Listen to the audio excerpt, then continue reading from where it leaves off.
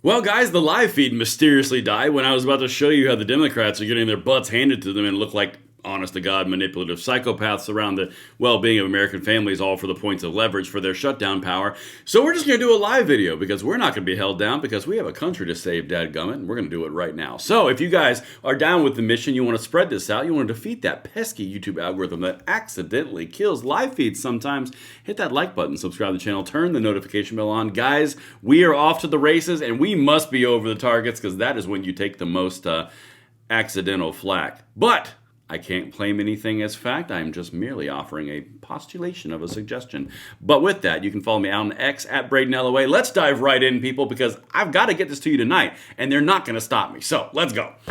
This is the Trumpster. You've seen his work. You're familiar with his presidency. It's been a roller coaster. Well, I'm going to show you what he's saying about the whole shutdown thing, and then I'm going to show you how the Democrats have gone and jumped the shark. They've crossed the Rubicon. They've made it too bad. They've said the quiet part out loud.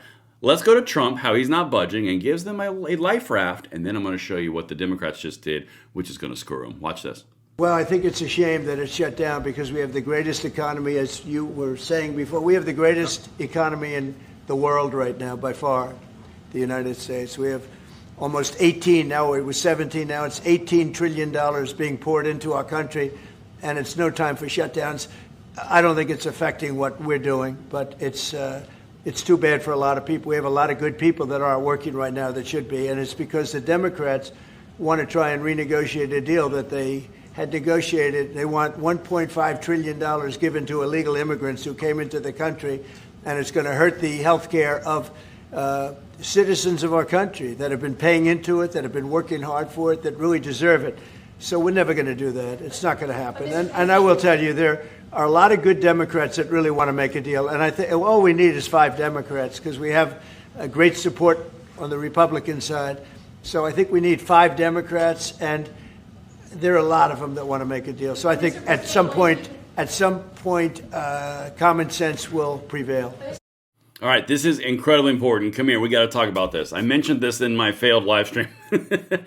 Trump just did a few things in that clip. Very powerful things. One, I'm not budging. Good luck, because I'm cutting all your goodies while you're pretending that you're winning.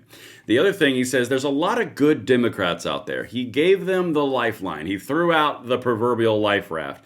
And then he said, we've only got to find 5 because the Republicans are in unification. Guys, what that was a fig leaf. Hey, here's your chance to do it. Because we're not budging. We have the cat by the tail. Y'all looking really kind of foolish. And when I show you what the second in command in the House just did, it's not going to make it much better. All right, so that was the Trumpster. Let's get into what this woman just said. So now, this is Catherine Clark. Catherine Clark is, of course, the second in command of the House. And she has some very interesting strategy that she's going to say quietly and out loud at the same time. This is probably not a good idea to do when you're trying to be the caring person in the room. Listen to the language. I mean, shutdowns are terrible. And of course, there will be, families that are going to suffer. We take that responsibility very seriously. But it is one of the few leveraged times we have. You know what says I don't take something very seriously is when you say but. Because typically when you're talking about something and you say XYZ but, that means everything after but's the important part and everything before that doesn't matter. That's like negotiation, commentary, communication 101. Like if you throw a but in there, even a fancy but in however, you pretty much mean everything I said before that doesn't matter, this is what I do, which is the leverage point of the conversation. So the second, we got to go big for this, I'm sorry. For the second in command in the House Democrats to say, we know how bad this is going to hurt American families. We take that very seriously, but it's the only leverage point we have. That means that the Democrats intentionally set this shutdown forward, knowing it was going to hurt American families because they knew it very full well, but it was the only leverage point they could make and play to win political power in their minds. This clip is going to be run over and over and over and over again. It's going to be biblical because that makes you look like a psychopath. It's all about their power. It's not about the people they're purporting to help. All right, let's keep on going. And by the way, more evidence of that shows in the live I did last night that wasn't interrupted and killed by some magical, mythical reason of God. It's all about, they've shifted. It's not Republicans shut the government down anymore. Now it's Democrats, but we did it for the good of all the people. Like it's literally just, it's so gross. Anyway, this is Carolyn Leavitt, the press secretary of the administration. So she's jumping on board. You've got this playing outside Speaker Johnson's office, Speaker of the House Mike Johnson, that loop of it's the only leverage point we have over and over and over and over again, literally at the Speaker's office. Guys, this looks awful. Awful. I cannot wait for the left to respond to this in their commentary pieces. I'm so excited. The White House is getting in on it. Look at this. Even the White House is commenting on it. Guys, this is the pivot point right here. This is the final nail in the coffin. You just said you're playing political games and you know it's hurting people, but you don't care because it's the only leverage you have. That's twisted, sick, and psychopathic. But don't worry. You know what screams psycho? Being force-fed your own words and then be like, that's not what I said, when everyone just saw the clip you played. All right, this is on CNN. Okay, this is not a conservative network. Listen to this. Anchor asking about that exact same clip I just showed you. Listen to her response. This is nuts. House Press Secretary Caroline Leavitt just posted a clip of an interview that you did on Fox last week. You were answering a question from Fox's Chad Pergram about blame for the shutdown. I want to look at the post here. I mean, shutdowns are terrible. And of course, there will be, families that are going to suffer. We take that responsibility very seriously. But it is one of the few leveraged times we have. Leavitt is looking especially at that last bit you said there, saying that Democrats, quote, are now admitting that they are intentionally causing American families to suffer with their reckless government shutdown. What's your response to that? Well, that is right out of her playbook of half-truths, taking things out of context, and not being straight with the American people. And she knows what I said. Yeah, we all know what you said. We watched the damn clip.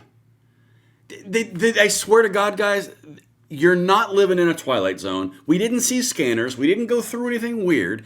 You just saw a clip from last week. CNN, of all places, shows it to her and says, can you respond to make yourself not look like a psychopath? And then she comes out and goes, well, leave it to them to take it out of context. The clip was just played in its entirety. What the actual hell are you talking about? This is going to end so biblically bad. But you know what? They can't be outdone in the House. Let's go to this right here.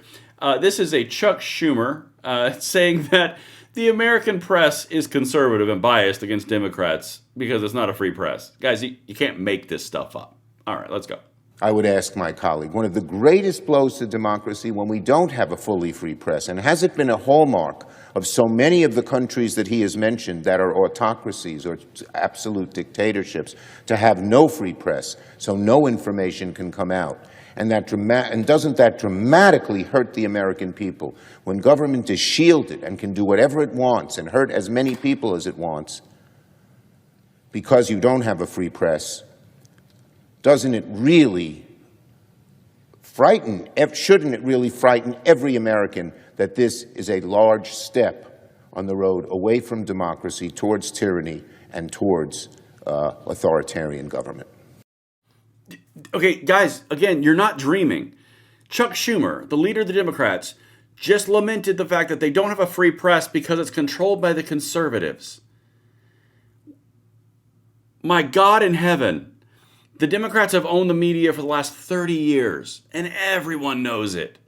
The very reason that I even have a platform on YouTube and on X and all my outlets is because they choke out the truth with their biased media. Everyone knows it. And this dillhole sits here and goes, well, a free press is step one to autocracy. Hey, here's a prediction for you. You can hold me to this. This is totally a guess. What do you bet that pretty soon, as Chuck Schumer folds and the government opens up again because Democrats defect at Trump's recommendation that you just saw at the beginning of this video, And he goes, well, if we only had a free press and we weren't under the boot of a conservative media 24/7, we would have won for the American people's health care. What do you bet? That's exactly what it's going to be. But, what do I know? I'm just a guy on the internet. But anyway, guys, I told you they were not going to stymie that message because it was just so ripe for amazing content, and I had to get it to you.